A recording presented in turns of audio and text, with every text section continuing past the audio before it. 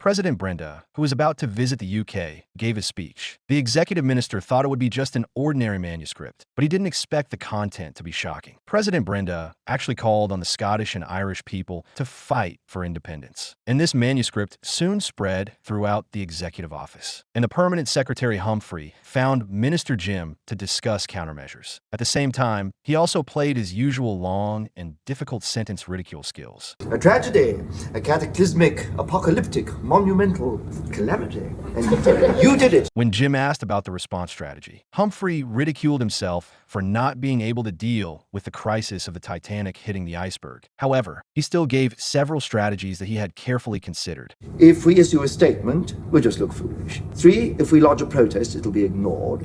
4, we can't cut off aid because we don't give them any. If we break off diplomatic relations, we can't negotiate the oil rig contract. And 6, if we declare war, it might just look as though we were overreacting. Afterwards, the narrow carriage was filled with government officials who came to discuss countermeasures. And this scene was very similar to the traditional British game Sardines. The author used this to satirize British politicians who handle government affairs as casually as playing games. Although in the end, they still came to a conclusion. That is, President Brenda's manuscript must reflect his needs, that is, the bargaining chip. Otherwise, the manuscript would not be circulated to all officials in the entire executive office.